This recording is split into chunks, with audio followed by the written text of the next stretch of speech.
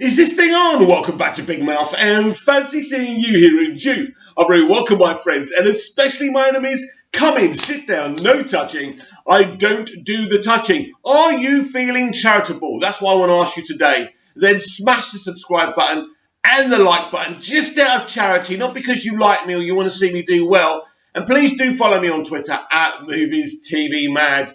Well, the world has gone insane since Zack announced his Justice League movie will be streamed on HBO Max next year, probably in TV episode form. He's even been planning these big cliffhangers.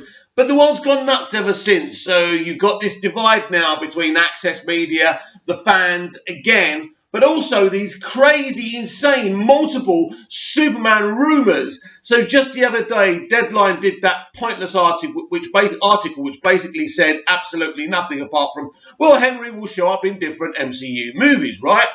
That's what they basically said, right? But that was just clickbait. We know that. Now, yesterday, John Campea came out on his show and said he believes that J.J. Abrams will direct the next Superman movie starring Henry Cavill. Is that the truth? Is Henry Cavill going to be in J.J. Abrams' Superman film? And will J.J. actually cast a new Superman? I'm talking about two capes, yes. I believe there's going to be two Batman capes, two Superman capes, right? I believe all of that. So I believe this is... when people are talking about this, I was watching the Lightcast, who do a brilliant job on YouTube, just analysing all of this situation and talking about it. You know, big Snyder fans, and I totally respect that. Look, I'm a Superman fan first, then a DC fan, then a fan of Snyder's Man of Steel and Batman v Superman. That's where my priorities lie. So my priority will always be for Superman, then DC, and then to support Snyder. That's how I did it. That's how I supported release the Snyder Cut. They're always my priorities because I grew up watching Superman. I love Superman. And because I love Superman, I love DC and the multiple characters that they've got.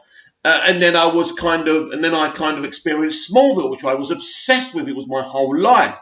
So then I fell in love with Superman even more and DC Comics. That's how I learned more about DC Comics through Smallville as well. So that's where my fandom kind of lays. Now, comicbook.com had an interesting chat with Watchmen showrunner Damon Lindelof. Damon Lindelof co-created Lost with J.J. Abrams. They have history together and they worked on Star Trek together as well. So let's take a look at this.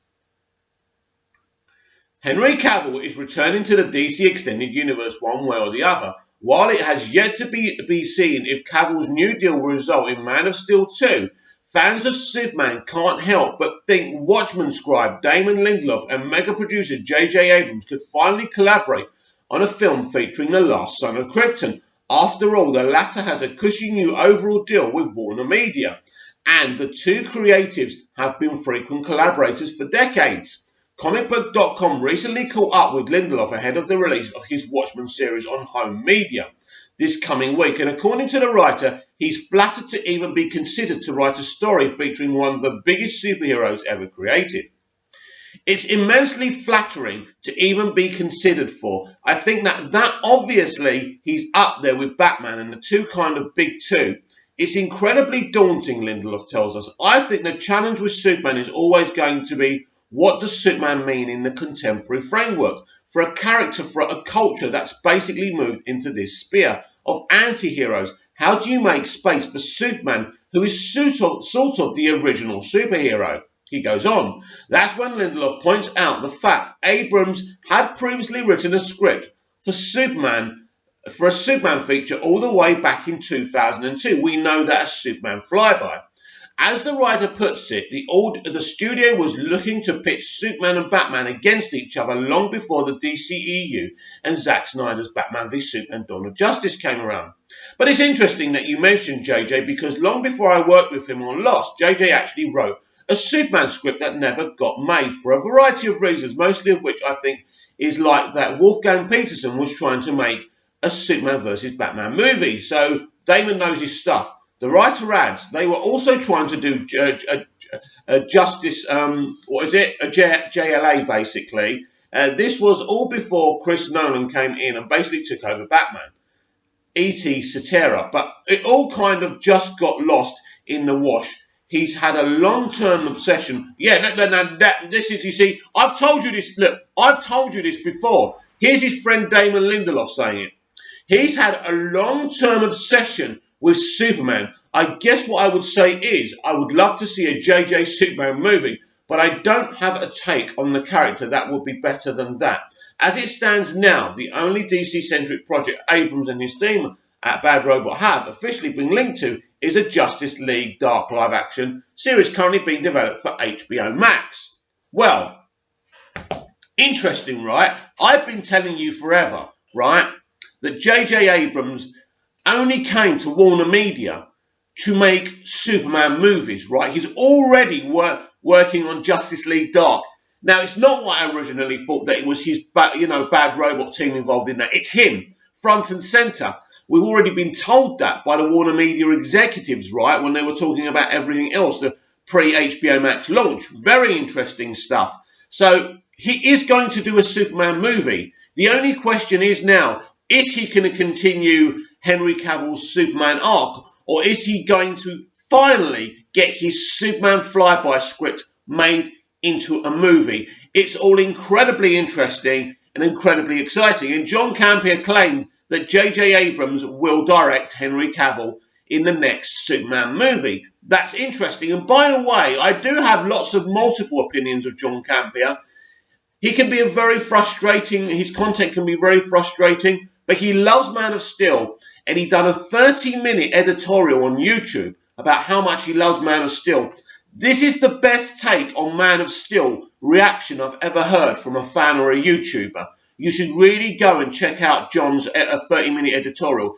It's beautiful. It sums up why I love Superman and why I love this film and why I fought for Zack's vision for nearly 3 years. So go check that out. I know I'm telling you to check out a John Campea thing, but it really, really is good. So back to J.J. Abrams. Look, there's so many people who have a take on this. I was watching a couple of live streams from the Lightcast, I think they call themselves. Very interesting, really well done and really well presented content. You should check that out. Pretty much Snyderverse chat.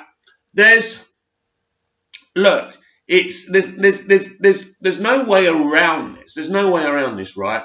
Because Superman in the DCEU, the DCEU is Superman, right? Snyder's DCEU arc is the Superman arc. It's his story. It makes me laugh that people still say that Batman v Superman wasn't Superman's film, that it was Batman's film. Yeah, Batman played an equal part in that film, but this was chapter 2 of Superman's arc. Now, so you've got Man of Steel, you've got Batman v Superman, and Zack Snyder's Justice League is the third part of this Superman arc. Zack's arc is a Superman arc. That's what he was doing. So on the Lightcast live stream yesterday when I was watching it, they were saying that we've got to stop talking about Man of Steel 2 because there's been a Man of Steel 2, Batman v Superman Dawn of Justice. This, of course, is true. Batman v Superman Dawn of Justice is totally a sequel, undeniable sequel to Man of Steel. It even continues. We even see the Battle of Metropolis from Batman's point of view. That says it all. So I get it. And then when you look at Suicide Squad and how they reference Superman's death in it as well, it continues. So this totally is a Superman arc. Zack's arc is a Superman arc. So when we talk about the next Superman film, yes, it's important we stop saying Man of Steel 2. When we say Man of Steel 3 or things like that, it doesn't matter. But I don't think you can actually have a Henry Cavill Superman film until you complete his arc in Zack's arc, right? So that would mean that you'd need to either work, Zack Snyder's Justice League could be a bigger thing to complete that arc, right, in episodic TV show form, or we could be going even deeper than that into the rabbit hole, because he could absolutely do a Justice League 2 in episodic fashion and finish off Cavill's Superman arc. Then you go to the movie. It's the same thing with Batflex, the Batman movie. They were going to do that movie, then they were going to do Justice League 2, I think, right? And then they were going to kill him off. I think that's what they were going to do, right? Interesting way of doing it. So you have this, ultimately you had this older Batman and you saw the last chapters of his life. Very interesting. But then you see this Superman character from the beginning. And they're really telling his story. And Zack's arc is, as I say, literally Superman's arc. That's the point, right? And Zack Snyder's Justice League was going to continue that. Again, brilliant. And we want to see that concluded. So I don't think you can actually have a Superman Man of Steel movie with Henry Cavill until that arc's completed, right? And that arc can only play out as it's already done in Man of Steel, Batman v Superman, Justice League 1. I suppose you could argue you could have a Cavill movie in between Justice League 1 and Justice League 2. That's a point, and you could certainly do that, right? So if we're going to have a J.J. Abrams Superman movie, which we 100% are, this is how these people work in Hollywood. He's literally bigging up his friend as being obsessed with Superman because he wants to convince the fandom that J.J. Abrams is the right man to write and direct and develop a Superman movie. You don't have to convince me, Damon. I've been a fan of J.J. since Alias and Lost, even back in the Felicity days, right? The man is a genius. He just needs to focus on being creative rather than being a businessman. And now he's at Warner Media. That's exactly what he's doing. Case in point with him being the one front and centre developing Justice League Dark.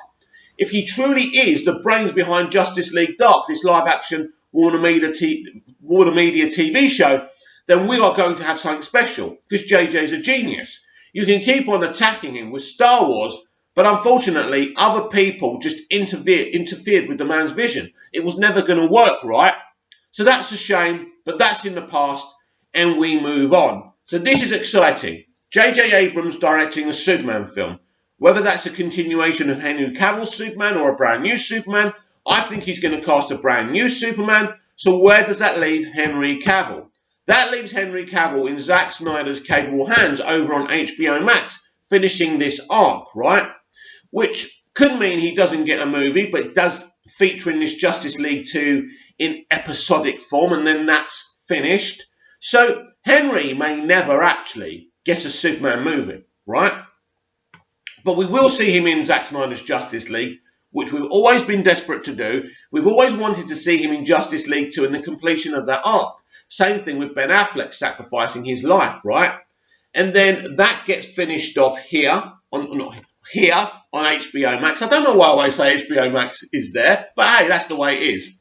Cinema is the priority for these studios. Well, that's what they officially say anyway. So my theory, because there's so many theories, Grace Randolph saying one thing, this person saying another thing, it's like they have all the information, but they're not willing to put it together because there's no money in telling you the whole story and the full truth, even though they could, right? You're going to have to wait for Warner Media to announce it officially. So my prediction is this. This is how the whole Superman thing is going to play out, right?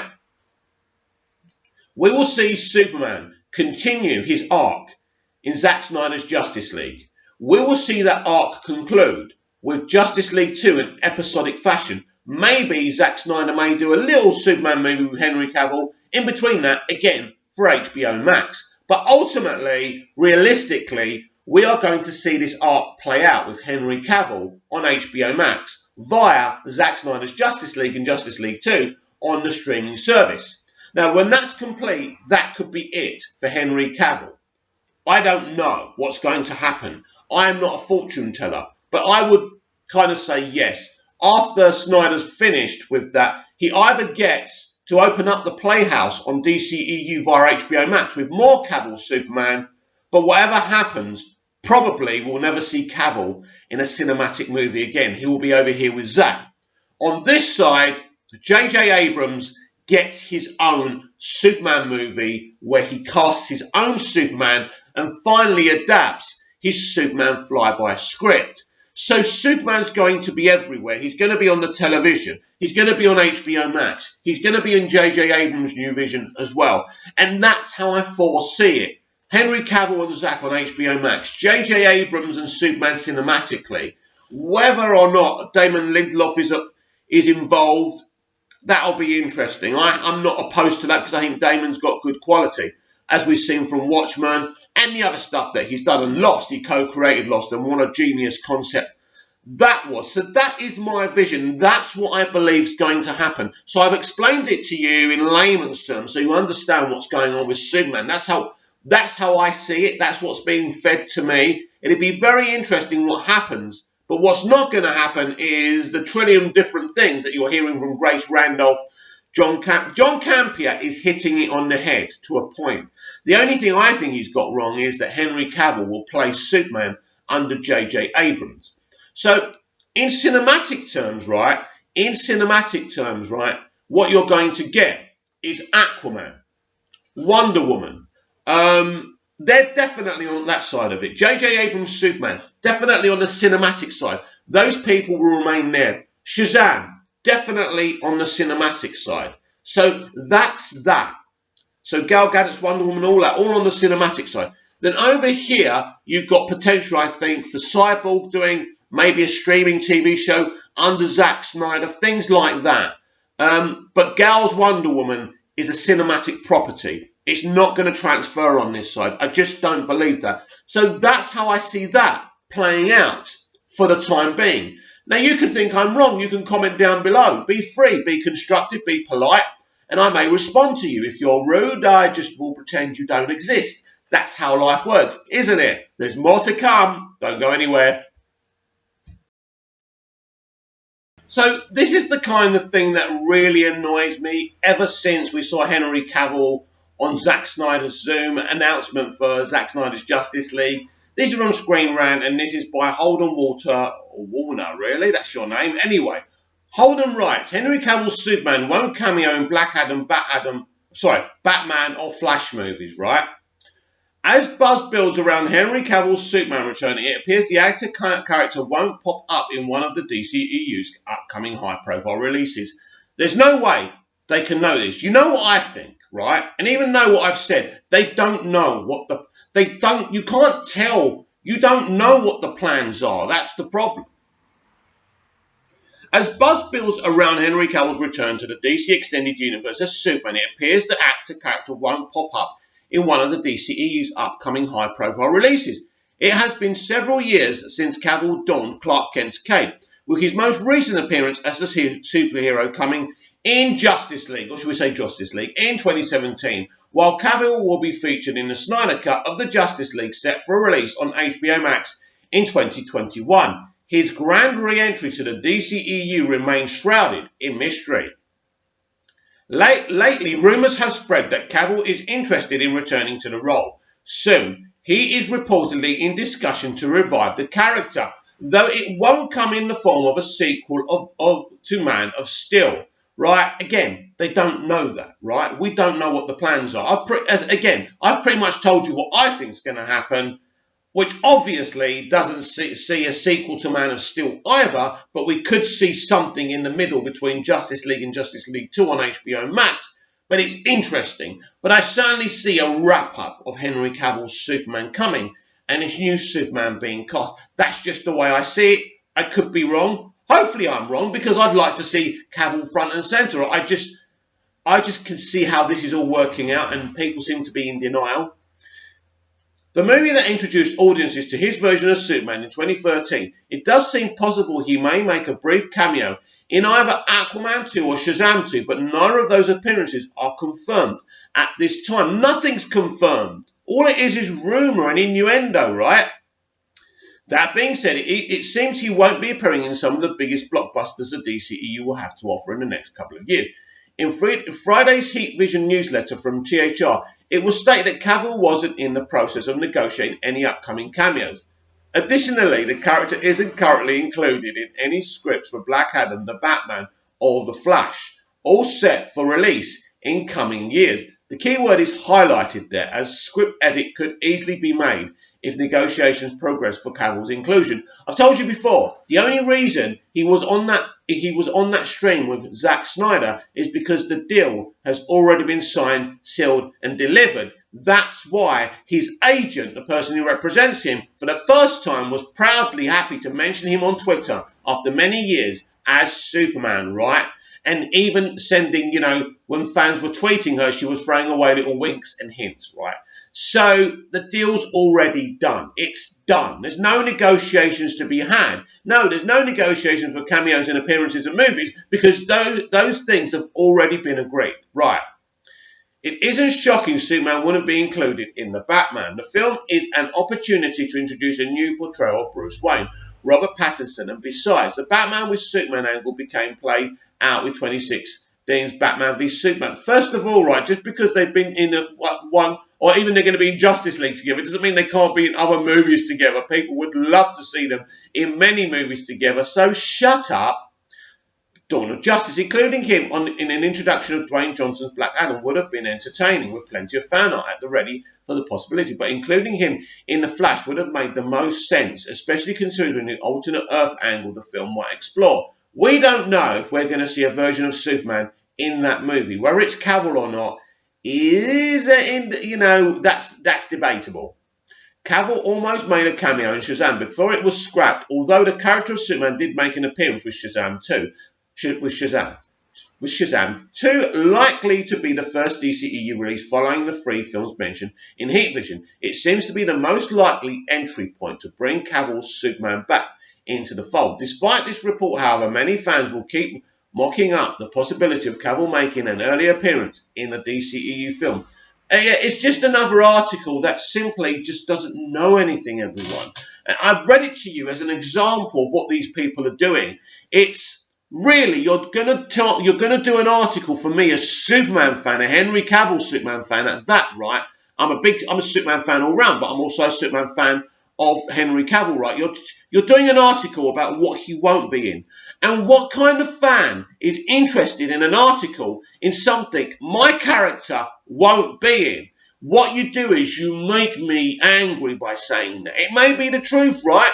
I'm pretty much saying the same thing, right, on my predictions. But the point is, it's this access media thing. They grab hold of something and they know the information and they're going in opposite directions and they're speaking kind of subplots and untruths. And it's really, really frustrating. And as I say, the truth to all of this is actually more exciting to any Superman, because ultimately, even if we just see Henry in Zack Snyder's Justice League and in Justice League 2, and that's it, and it's finished, and they tell his story, and then J.J. Abrams casts his own Superman, it's okay. I'm okay with that. I know that's not going to go down well with the more diehards of Zack Snyder's DCEU. I get that.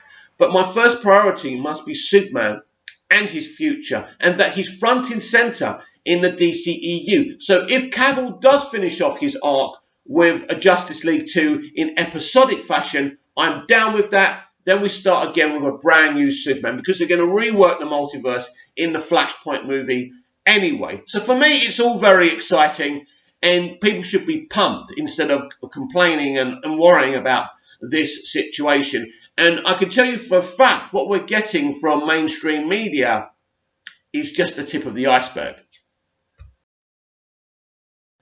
So there was a French article with Patty Jenkins. Now, they translated this article. I don't have it here. There's another article I'm going to read to you about Batman v Superman very, very shortly. So roll up your sleeves and get excited about that. But apparently she says she's not interested in shared universes or connectivity. She's into making proper, real movies. But that's not all she said. That she then stated that she'd been offered a Justice League movie a while back and said no. So when was this? Right, let's get this clear. Patty Jenkins hasn't been on the scene that long. Although she's no spring chicken and she's experienced, she's been around for a while. I think did she direct Game of Thrones before? She's directed TV before. I think she's done 1 or 2 movies before Wonder Woman, but she's pretty fresh. Her CV's very, very bare, but I wouldn't say that she's very, very young within years. I would peg her for at least mid to late 30s, maybe 40 years old. I'm sorry if I'm wrong. So anyway, when was she offered Justice League? The only time I believe she would have been offered Justice League is when Zack Snyder moved away, when they drove Zack off the project and they were trying to get her. What I suspect really happened was that Zack was in a desperate situation where he was being forced off the property, and he thought if he had a friend directing it, he could still push his vision and agenda through it. And I think probably Zack, because Zack brought her on to Wonder Woman. It was Zack who found, Zack was running the whole franchise, so it was Zack who was employing people and casting people. And he picked the best people, let's be fair, especially with Patty Jenkins. So I believe that Zack wanted Patty to replace him as Justice League director before they found someone else, aka they did, so they wouldn't destroy his baby. Ultimately, she said no. She said no because she knew it was a shit show. She knew she couldn't affect it for Zack. If she could have, she would have. It would have destroyed her career, and she wouldn't have been doing Wonder Woman 1984. You know it, and I know it. So I think that's what happened. Either that or the studio wanted her to do it, and she said, listen, this is a mess. I'm not being involved. And it's interesting, even before Justice League hit theatres, she said, oh, I had nothing to do with Justice League. It's funny, isn't it? And as soon as she said that, I thought, oh, this is going to be, we're in trouble here already before we've seen it. If Patty Jenkins is saying that. So she's basically saying that she likes self-contained movies. She doesn't want to be part of a shared universe. And she is doubling down on that all the time. It does seem that there is a bit of an obsession over at Warner Brothers about, the DCEU not being interconnected, which I think is wrong, and we'll see whether that's the case or not. I think certainly Wonder Woman 84 is its own thing from what I saw with the test screening anyway. The 90-minute test screening I saw was definitely a standalone thing. It's still part of the DCEU, right? But it's its own thing, and there's no doubting or questioning that. And someone got really angry with Patty on Twitter saying, why are you doing these films if you don't want to be involved with interconnected universes? And I think, listen, she's there to direct Wonder Woman, to make great Wonder Woman movies. She's not there. And she's actually there. I said to you before, this is why they wanted to call it the Worlds of DC, because it was going to be universes within universes. So Themyscira was going to, she's going to expand Wonder Woman's home world of Fantasy Island. They're even going to do a film about that world and those characters on that world. So it's I like that idea, right? And then we'll see what they're going to do on HBO Max as well. But I also believe that interconnectivity and, crossovers are something the consumer loves. And you can make a hell of a lot of money than they are right now. For example, if Jared Leto's Joker was in Birds of Prey with Margot Robbie, that would have made a lot more money. Because people are interested, whether they liked his Joker or not. So there you have that. So make of that what you will about what Patty Jenkins said. I'm fine with it, but I'm surprised he's doubling down on it so aggressively. So, Batman v Superman. Nightmare will make sense after Snyder's Justice League by Cooper Hood. Yes, Cooper, I've been saying this forever.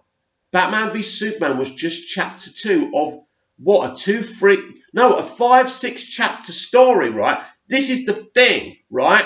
He was trying to go at this as a proper saga.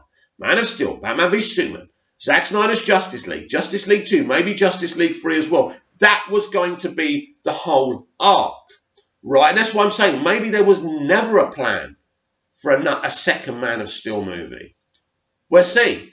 It's very, very interesting what happens. Because if you get Zack Snyder's Justice League, you've got to complete the arc. And as long as they complete Zack's arc, I'm fine with it. Then we can go with the new Superman of J.J. Abrams, and that's cool. So we'll see anyway. The Justice League Snyder Cut will help explain Batman v Superman Dawn of Justice's nightmare scene. Absolutely. But even if you don't understand that scene, it's breathtaking, and I don't understand why people don't like it. Oh, it's confusing. One of the film's most confusing sequences shortly after the release of Man of Steel in 2013's writer-director Zack Snyder began formulating a plan for the DC Extended Universe. And if they left him alone, imagine what a universe we would have now. His vision accounted for 5 films, and he planted seeds for where the movies could go early on, even if plenty of viewers didn't catch the references or even understand them. After Justice League was taken away from him and heavily retooled to go away from his vision, Snyder has now been given a chance to release his version of the DC team-up movie. HBO Max will be the exclusive home of Zack Snyder's Justice League when it arrives in 2021. Whether as a 4-hour plus film or a miniseries that keeps viewing viewers coming back for more, when the Snyder Cut does arrive, it will be a very different Justice League story than the one audiences saw in 2017, as Snyder will add in deleted characters, subplots, and much more to continue his vision. Although this new version of Justice League still won't be what Snyder and co-writer Chris Terrio originally planned.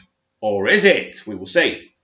When writing the script, the Snyder Cut will be much more cohesive evolution of their plans. Snyder has already confirmed that Darkseid will be making an appearance in his cut of Justice League, something that will set the stage for what he planned to be Justice League 2, which I think we will get on HBO Max. The Snyder Cut won't just give viewers a better understanding of what Snyder wanted to do next, though. Thanks to the details he will bring back to Justice League, the film can also make sense of the nightmare scene from Batman v Superman.